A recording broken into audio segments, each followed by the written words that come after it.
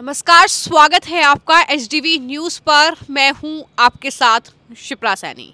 लोकसभा चुनाव से पहले ईवीएम और साथ ही चुनाव आयोग का रोना रोने वाला विपक्ष को एक बहुत बड़ा झटका लगा है। जिस तरीके से मुख्य चुनाव आयुक्त की नियुक्तियां और साथ ही अन्य चुनाव आयुक्त की नियुक्तियों को लेकर जो बिल था, जो विधेयक था, उसको अब राष्ट्रपति द्रौपदी मुर्मू ने मंजूरी दे दी है और ये जाहिर तौर पर विपक्ष के लिए एक बहुत बड़ा झटका है।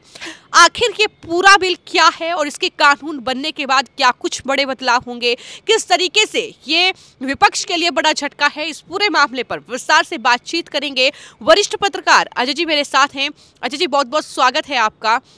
जिस तरीके से ये मुख्य चुनाव आयुक्त की नियुक्तियों को लेकर और अन्य जो नियुक्तियां हैं उसको लेकर चुनाव आयोग में ये बिल था, विधेयक था, जो राज्यसभा और लोकसभा से पास हुआ, उसके बाद अब राष्ट्रपति ने मंजूरी दे दी है, यानी अब ये कानून बन चुका है।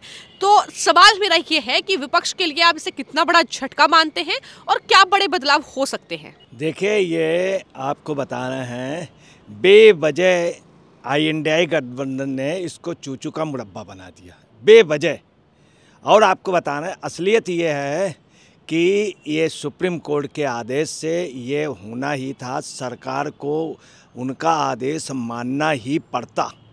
अगर कोई भी हुकूमत होती, कांग्रेस को भी है क्या, इनको तकलीफ़ ये है कि ये पहले ये सब करते रहें, इन्होंने प्रभावित किया इलेक्शन।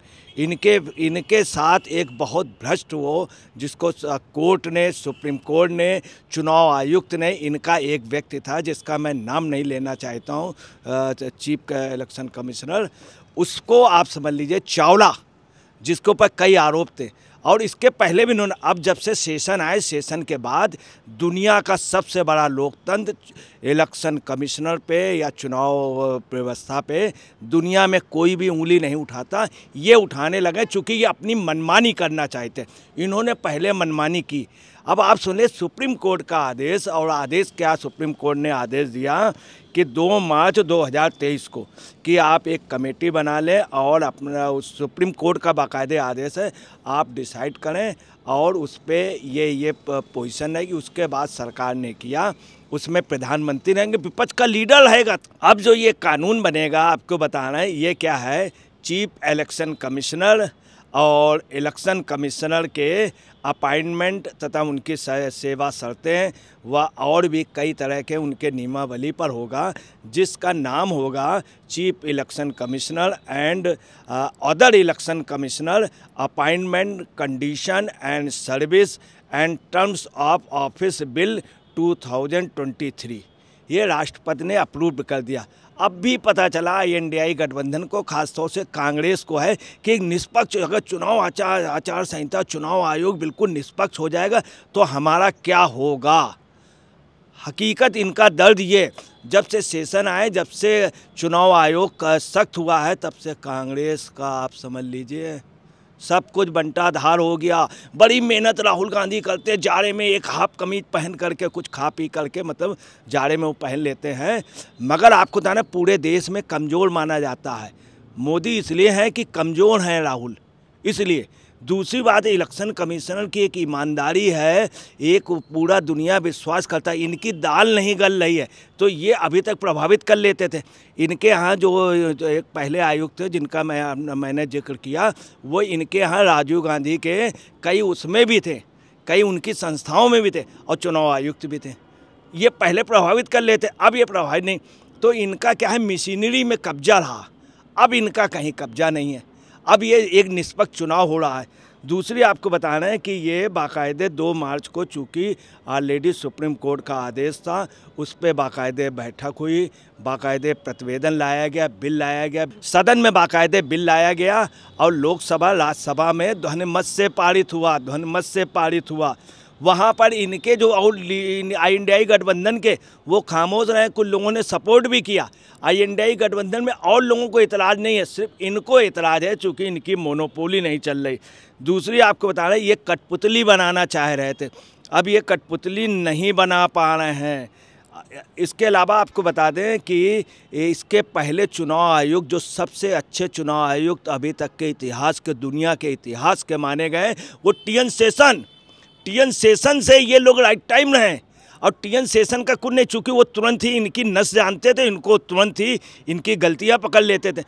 टीएन शेषन जैसे चुनाव आयुक्त को इन्हें राष्ट्रपति के लिए नाम लाना चाहिए, देश का बेहतरीन राष्ट्रपति होते, उनके लिए नहीं सोचा। टीएन शेषन को कितना इन लोगों ने अनादर किया रिटायर के बाद, जबकि उनको राष्ट्रपति बनाना चाहिए। और चुनाव आयोग के लिए एक समिति बनाते हैं। अगर ये कहते हैं कि चुनाव में सुधार के लिए एक आयोग बनाया जाए या एक ये स्पेशल समिति बने तो बनती, मगर नहीं। कभी भी टीएन शेषन को इन लोगों ने नमस्कार नहीं किया, कभी सैल्यूट नहीं किया रिटायरमेंट के बाद।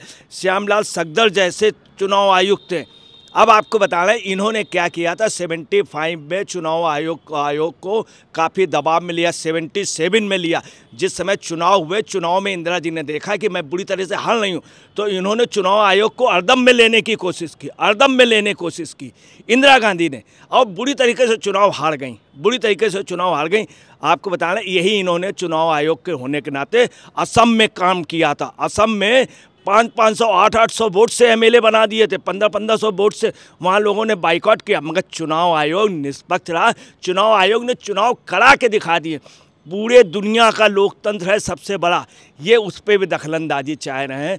और आप बताइए क्या है, एक सरकार के व्यक्ति रहेगा, प्रधानमंत्री रहेगा, विपक्ष का लीडर, वे अगर कोई चीज़ गलत, विपक्ष का लीडर विरोध कर सकता, वो पब्लिक में आ जाएगा, राहुल गांधी तुरंत पदयात्रा कर दें। वो नहीं, ऐसा कुछ नहीं। ये चाह रहे हैं कि हर मशीनरी में कब्जा। अब मशीनरी में कब्जा, आपका लीडर रहेगा, उसमें सदस्य है, तो आप चाहते क्या सुप्रीम कोर्ट की बात। यही काम इन्होंने किया दिल्ली बिल पे भी यही आदेश था।